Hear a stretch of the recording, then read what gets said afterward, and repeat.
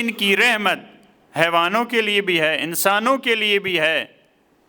حیوان صفت افراد جب تک وہ اناد کی حد تک، کینے کی حد تک نہیں پہنچتے، اس وقت تک ان کو بھی معاف کرتے ہیں۔ دیکھیں ایک مرحلہ یہ ہے کہ دشمن اس حد تک ہے کہ وہ مقابلے میں آ گیا، اس کو جتنا سمجھایا وہ نہیں سمجھ رہا، ایک آخری حد تک، اس کے بارے میں وہاں پہ رحمت نہیں ہے، بلکہ وہاں پہ رحمت یہ ہے کہ اس کو راستے سے ہٹایا جائے۔ وہاں پہ یہ نہیں ہے کہ اب دشمن آپ کے مقابلے میں آ گئے، آپ کے 3 برابر ہے، اور آپ کہیں کہ ہم رافت دکھاتے ہیں، رحمت دکھاتے ہیں، آپ تلوار نہ اٹھائیں، ان پہ رحم کریں، ان کو مارنے دیں، تلوار چلانے دیں، آپ کی گردنیں کٹتی ہیں تو کٹ جائیں، وہاں پہ رحمت نہیں ہے۔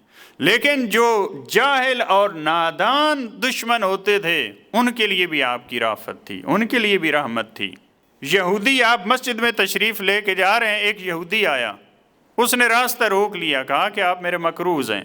اللہ کے رسول نے فرمایا کہ میں تو آپ کا مقروض نہیں ہوں، میں نے آپ سے پیسے نہیں لیے کہ تاکہ آپ کو دوں۔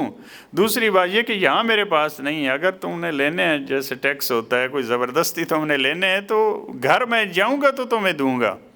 آپ قدم نہیں اٹھا سکتے جب تک آپ میرا قرض اور جو میرے پیسے ہیں وہ آپ نہ دیں۔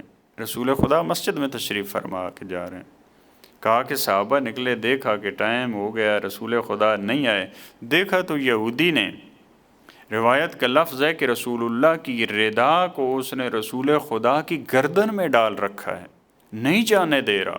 صحابہ نے جب دیکھا اتنی بے ادبی، اتنی جسارت، کہا ہم اس کو تھوڑا سمجھاتے ہیں، سکھاتے ہیں اس کو۔ اللہ کے رسول نے فرمایا نہیں، میں تم سے بہتر جانتا ہوں کہ اس کے ساتھ کیا رویہ ہو۔ اس کی سختی بڑھتی گئی، آپ کی نرمی بڑھتی گئی۔ جب ایک حد پہ پہنچ گیا تو اس وقت کہتا ہے اشہد اللہ الہ الا اللہ واشہد انک رسول اللہ۔ اتنا تحمل، اتنے صبر کا مظاہرہ یہ عام انسان میں نہیں ہو سکتا۔ تو عام انسان نہیں ہے، تو اللہ کا رسول ہے۔ دیکھیں 2 طرح سے اللہ کی رسول کی سیرت میں، ایک ذاتیات ہیں، ایک اصول ہیں۔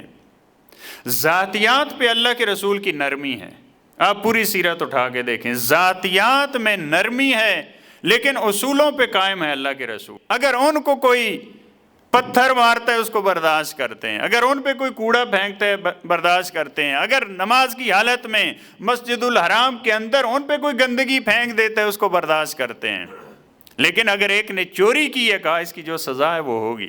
دیکھیں اصولوں کی بات ہے، اگر اس نے چوری کی ہے، ثابت ہو گیا، بہت ساری سفارشیں آئیں، اللہ کے رسول نے فرمایا کہ نہیں، جب ثابت ہو گیا تو اب اس کو سزا ملے گی۔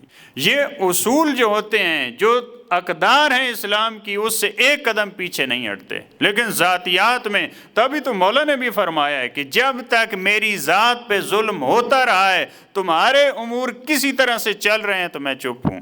دیکھیں اللہ کے رسول کی رحمت یہ فقط کافروں کے لیے نہیں تھی، یہ فقط کافروں کے لیے نہیں۔